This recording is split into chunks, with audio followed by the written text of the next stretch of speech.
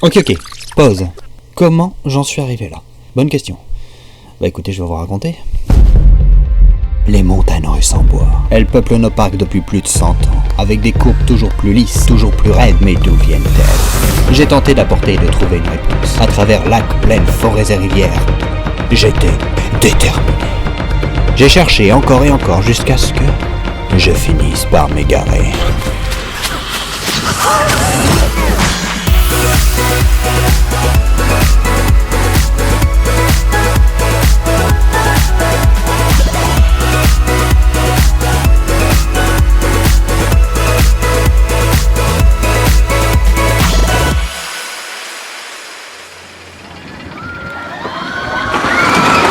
Les gens, dites-moi, c'est quoi la première vraie attraction que vous avez faite dans votre vie? Attention, je parle de la big attraction. Le truc que vous êtes dit, je pourrais jamais le faire. Moi personnellement, c'est le tonnerre de Zeus du parc Astérix. Je devais avoir entre 8 et 9 ans et je m'étais dit à l'époque, oh tiens, celui-là je peux le faire. Il a pas l'air si terrible. Quel imbécile, à l'époque j'avais pas réalisé que j'allais monter à plus de 30 mètres de haut pour faire une chute de 80 km/h inclinée 50 degrés. Que de souvenirs. Mais j'étais loin de m'imaginer qu'il y avait bien plus fat. Tout commence il y a plus d'un siècle. Vous n'êtes pas sans savoir que les montagnes russes en bois ont plus ou moins traversé les âges et certaines d'entre elles sont encore en fonction à notre époque. Bon, celui-là vous connaissez sûrement, c'est le Cyclone de Coney Island à New York qui a ouvert en 1927. Un vieux de la vieille, mais comparé à celui-là, c'est un genou. Voici le Lips Dips de Lakeland Park aux USA qui a ouvert en 1902. Bref, les wooden sont donc des papy coasters qui sont principalement constitués de bois et qui ont ce côté, comment dire, rudimentaire. Parce que je suis désolé, mais ce bruit-là n'est pas rassurant. Ce bruit-là non plus. Et celui-là encore moins. En fait, pendant tout le tour du ride, on est chahuté et perturbé par tous ces éléments qui sont bien évidemment désirés pour le rythme. En revanche, selon moi, il y a un véritable atout chez les wooden qui est la première descente, qui grâce au côté rudimentaire justement, envoie du pâté. Imaginez-vous 2 secondes. Cette montée est légère et lente. Cet instant de doute à l'ascension. Alors c'est parti, on lâche tout. Pour rentrer dans le vif du sujet, laissez-moi vous proposer quelques petites créations fort sympathiques. Et promis, après je vous montre le monstre des bois.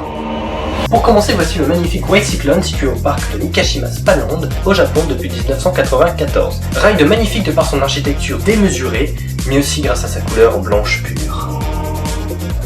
Sinon, pour les fans de course, j'ai aussi ça à vous proposer, le Stampida de PortAventura, qui vous propose une course entre 2 trains, à savoir que ce principe est fortement répandu chez les wooden, que l'on nomme plus couramment les Racers Coasters. Après, pour ceux qui préfèrent les longues balades, il y a le bis situé à King Island, qui est connu pour être le wooden coaster le plus long du monde, avec plus de 2 km 200. A noter aussi qu'il possède aussi 2 lifts, afin de finaliser son parcours.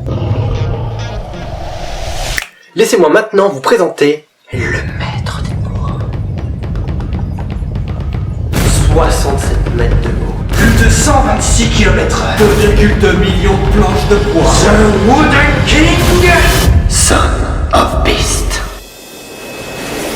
Je vous présente le Son of Beast de King Island, ouvert en 2000, qui a littéralement explosé les records à son ouverture. Record de vitesse, de hauteur, d'inversion, puisqu'il était le seul à en posséder une de 39 mètres de haut, qui était aussi à l'époque la version la plus grande du monde. Ce coaster a selon moi posé les limites de ce qui était possible en termes de construction à l'époque. Suite à ça, beaucoup de problèmes sont survenus. Arrêt brutal du train, ce qui contraint une première fermeture avant la suppression du looping, ou encore des cas de blessures, coups subis dans le coaster, ce qui amènera à sa fermeture et à sa démolition.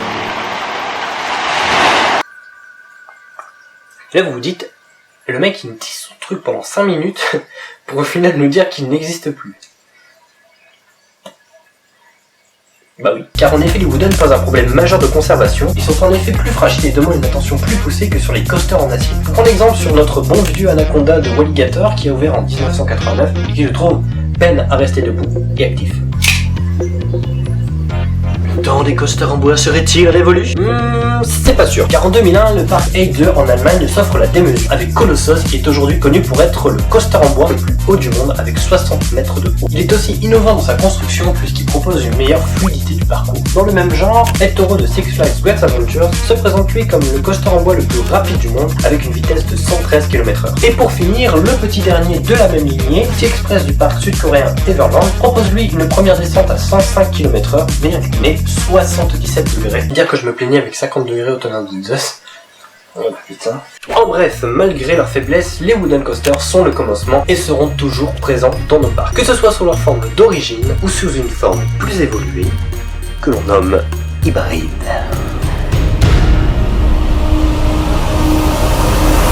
Mais ça, ce sera dans une prochaine vidéo. Celle-ci est à présent terminée. J'espère que vous l'aurez appréciée. Je voulais aussi m'excuser pour le temps d'attente entre les vidéos. Promis, là, je pense que je vais passer sur une vidéo tous les 2 mois. Dites-moi en commentaire ce que vous en pensez. En tout cas, je voulais vous remercier pour les excellents retours des premières vidéos. Ça fait très plaisir. D'ici là, comme d'hab, vous pouvez liker et partager. Tant qu'à moi, je vous dis à très bientôt. Et have a nice ride.